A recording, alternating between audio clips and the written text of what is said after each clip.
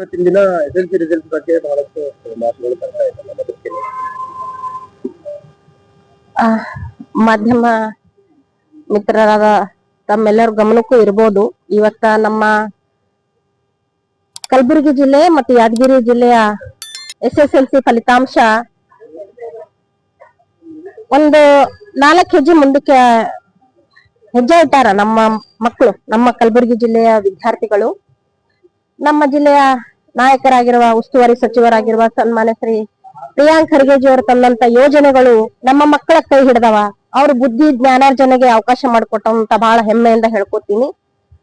ಯಾಕಂತಂದ್ರ ಹೋದ್ಸಲ ಏನೋ ನಮ್ಮ ಮಕ್ಕಳು SSLC ರಿಸಲ್ಟ್ ತೆಗ್ದಿದ್ರು, ಆ ರಿಸಲ್ಟ್ಗೆ ಈ ವರ್ಷ ನಾವು ಕಂಪೇರ್ ಮಾಡಿ ನೋಡಿದ್ರ 28.2% ಚೆನ್ನಾಗಿ ರಿಸಲ್ಟ್ ಮಾಡ್ಯಾರ ಒಂದೇ ವರ್ಷದಲ್ಲಿ.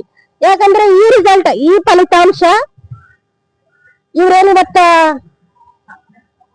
SSLC ವಿದ್ಯಾರ್ಥಿಗಳ ರಿಸಲ್ಟ್ ಬಗ್ಗೆ ತಮ್ಮ ಕುತ್ಸಿತ ಕೀಳು ಮನಸ್ಥಿತಿಯನ್ನ ಹೊರಹಾಕ್ತಾ ಇದ್ದಾರೆ. ಅಂತವ್ರಿಗೆ ನಾನು ಬಹಳ ಒಂದು ಏನಂತಾರ ವಿತ್ ಪ್ರೂಫ್ ಹೇಳಕ ಬಯಸೋದೇನಂತ, ವಿದ್ಯಾರ್ಥಿಗಳ ಒಂದು ಮನಸ್ಥಿತಿಗೆ ನೋವಂತ ಆಗೋ ತರ ಅವ್ರಿಗೆ ಅವರ ಒಂದು ಆತ್ಮಬಲ ಮನೋಸ್ಥೈರ್ಯವನ್ನ ಕುಗ್ಗಿಸುವಂತ ಕೀಳು ಮಟ್ಟದ ಹೇಳಿಕೆಗಳನ್ನ ಕೊಡುವಂತದ್ದು ಈ ಬಿಜೆಪಿ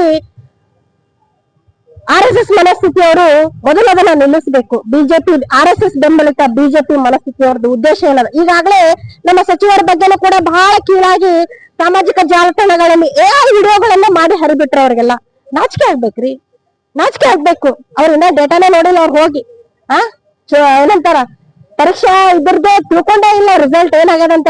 ಆಗ್ಲೇ ಇನ್ನ ಬಂದ ರಿಸಲ್ಟ್ ಲಾಸ್ಟ್ ಕೊನೆ ಸ್ಥಾನದಲ್ಲಿ ಅದ ಅನ್ನೋದು ಅಷ್ಟೇ ಅವ್ರಿಗೆ ಕಣ್ಣಿಗೆ ಕಾಣತ್ತಿದ ಹೊರತಾಗಿ ಹೋದ ವರ್ಷಕ್ಕಿಂತ ಈ ವರ್ಷ ನಮ್ಮ ಮಕ್ಕಳು 28% ಮುಂದಕ್ಕೆ ಹೆಜ್ಜೆ ಇಟ್ಟಾರಲ್ರಿ. ಯಾಕ ಈ ಸಾಧನೆ ಬಿಜೆಪಿ ಅವರು ಇದ್ದಾಗ ಏನ್ ಮಾಡಿದ್ರು?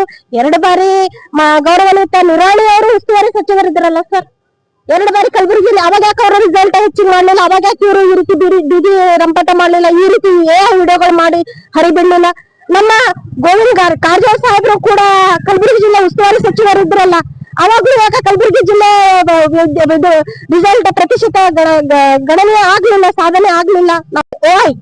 AI ಆರ್ಟಿಫಿಷಿಯಲ್ ಇಂಟೆಲಿಜೆನ್ಸ್ ಬಳಕೋಬೇಡ್ರಿ, ಒರಿಜಿನಲ್ ಇಂಟೆಲಿಜೆನ್ಸ್ ಬಳಸ್ಕೊಂಡು ಮಾತಾಡೋದು ಕಲೀರಿ ಅಂತ ಹೇಳಿ ನಮ್ಮ ನಾಯಕರು ಏನ್ ಹೇಳಿದಾರ ಅದನ್ನ ಅವ್ರು ಏನ್ ಮಾತಾಡ್ತಾರಿ? ವಿದ್ಯಾರ್ಥಿಗಳ ಭವಿಷ್ಯ ಒಳ್ಳೆ ರಿಸಲ್ಟ್ ತೆಗ್ದಾರ, ಚೆನ್ನಾಗಿ ಪಾಸ್ ಆಗ್ಯಾರ, ನಾವು ಅವ್ರಿಗೆ ಅಭಿನಂದಿಸ್ತೀವಿ. ಇದೇ ರೀತಿ ಇನ್ನೂ ಹೆಚ್ಚಿನ ರೀತಿಯಲ್ಲಿ ಸಾಧನೆ ಮಾಡ್ರಿ ಮಕ್ಕಳೇ. ನಮ್ ಜೊತೆ ಎಲ್ಲಾ ರೀತಿಲೂ ಸಹಕಾರ ಕೊಡಕ ನಮ್ಮ ನಾಯಕರದಾರ, ನಮ್ಮ ಕಾಂಗ್ರೆಸ್ ಸರ್ಕಾರದ ಯೋಜನೆಗಳು ಅದಾವ ಅಂತ ಹೇಳಕ ಬಯಸ್ತೀನಿ. ಮೇಡಮ್, ಮೊನ್ನೆ ತನ್ನ ತಾವೊಂದು ಹೋರಾಟ ಮಾಡಿದ್ರೆ ಅದರಲ್ಲಿ ಮೋದಿ ಅವ್ರ ಮಿಸಸ್ ಫೋಟೋ ಬೆಳೆಸಿರ ಅಂತ ಆರೋಪ ಮಾಡ್ತಾರೆ. ಯಾಕೆ ಬೆಳೆಸ್ಬಾರ್ದ್ರಿ? ಮೋದಿ ಅವ್ರ ಮಿಸಸ್ ಫೋಟೋ ಬೆಳೆಸ್ಬಾರ್ದ? ಅವರೇನು ಬೇರೆ ಯಾವ್ದೋ ರಾಜ್ಯದವ್ರದಾರ, ಬೇರೆ ಯಾವ್ದೋ ಜಿಲ್ಲೆದವ್ರ, ದೇಶದವ್ರದಾರ, ವಿದೇಶಿಗರದಾರ? ಮತ್ತೆ ಯಶೋಧಾಬೇನವರು ನಮ್ಮ ದೇಶದವ್ರೆ, ನಮ್ಮ ಮಹಿಳೆಯರೇ, ಅವರು ಕೂಡ ನಮ್ಮ ಭಾರತೀಯರೇ. ಯಶೋಧಾಬೇನವ್ರ ಫೋಟೋ ಬೆಳೆಸಿದ್ದು ಯಾಕೆ ಬೆಳೆಸಿದ್ವಿ ನಾವು? ಯಾಕೆ ಬೆಳೆಸಿದ್ವಿ? ಇಡೀ ದೇಶದ ಮಹಿಳೆಯರಿಗೆ ಮಹಿಳಾ ಮೀಸಲಾತಿ 33% ರಿಸರ್ವೇಶನ್ ತರ್ತೀವಿ ಅಂತ ಹೇಳಿ ಏನ್ ಕುತಂತ್ರ ಮಾಡಿ ಅದ್ರ ಜೊತೆ ಡಿಲಿಮಿಟೇಷನ್ ಜೋಡಣೆ ಮಾಡಕ್ ಕೊಟ್ಟಿದ್ರು ಕೇಂದ್ರ ಮೋದಿ ಅವರ ಸರ್ಕಾರ. ಅದನ್ನ ನಾವು ವಿರೋಧ ಮಾಡಿದ್ವಿ. ಆ ಮಸೂದೆ ಬಿದ್ದು ಹೋಯ್ತು ಅನ್ನೋದಕ್ಕಿಂತ 2023ರಲ್ಲಿ ಆ ಮಸೂದೆ ಪಾಸ್ ಆಗಿತ್ತು. ಅದನ್ನ ಯಾಕೆ ಅವರು ಜಾರಿ ಮಾಡ್ಲಿಲ್ಲ ಮೋದಿ ಅವರು? ಇವಾಗ ದ್ರೌಪದಿ ಮುರ್ಮು ಮೇಡಮ್ ಅವ್ರ ಹಸ್ತಾಕ್ಷರ ಸಹಿ ಕೂಡ ಆಗಿತ್ತು. 2023-28 ಸೆಪ್ಟೆಂಬರ್ 28ಕ್ಕೆ ಮಸೂದೆ ಅಂಗೀಕಾರ ಆಗ್ತದೆ.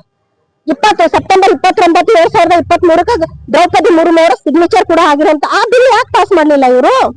ಅದನ್ನ ನಾವು ಹೋರಾಟ ಮಾಡಿದ್ವಿ. ಆ ಹೋರಾಟ ಮಾಡುವಂತ ಸಂದರ್ಭದಲ್ಲಿ ಈ ಬಿಜೆಪಿಯ ಕೆಲವು ಕುತ್ಸಿತ, ವಿಚಾರಹೀನ, ವಿವೇಚನೆ ಇಲ್ಲದಂತ ಕೆಲವು ಮಹಿಳೆಯರು, ಕ್ರಿಮಿನಲ್ಗಳು, ಒಂದಿಷ್ಟು ಜನ ಕ್ರಿಮಿನಲ್ ಮಹಿಳೆಯರು ಮಾತೆ ಯಶೋಧಾಬೇನವರ ಫೋಟೋನು ಅವಮಾನ ಮಾಡಿದ್ರು, ಅದು ಇದು ಅಂತ ನೋಡಿದ್ರು.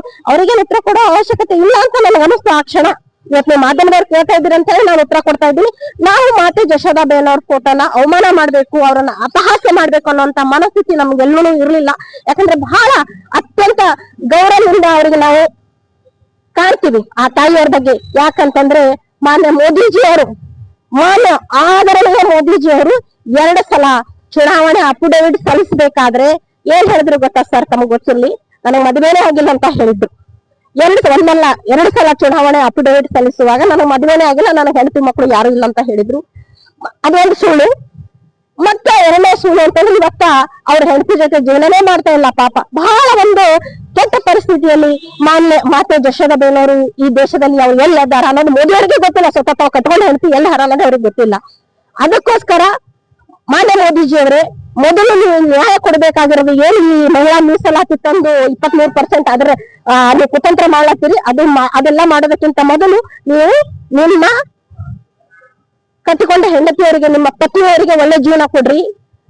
ಒಳ್ಳೆ ಒಂದು ಸುಸಂಸ್ಕೃತ ದಾಂಪತ್ಯ ಜೀವನ ಮೊದಲು ಅವ್ರಿಗೆ ಕೊಡ್ರಿ.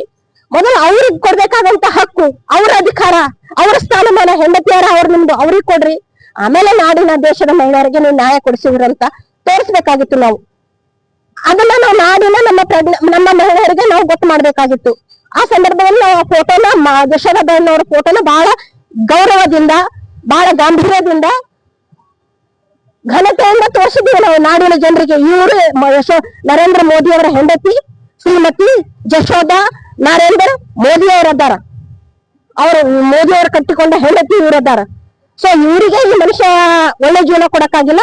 ದೇಶದ ಮಹಿಳೆಯರಿಗೆ ಏನ್ ನ್ಯಾಯ ಕೊಡ್ತಾರ ಅಂತ ಹೇಳಿ ನಾವು ಜನರ ಮುಂದೆ ಸಾಬೀತುಪಡಿಸಬೇಕಾಗಿತ್ತು. ಆ ಫೋಟೋನ ಇವತ್ತು ಬಳಸ್ಕೊಂಡಿದ್ವಿ, ಮುಂದೆನೂ ಬಳಸ್ಕೊಳ್ತೀವಿ.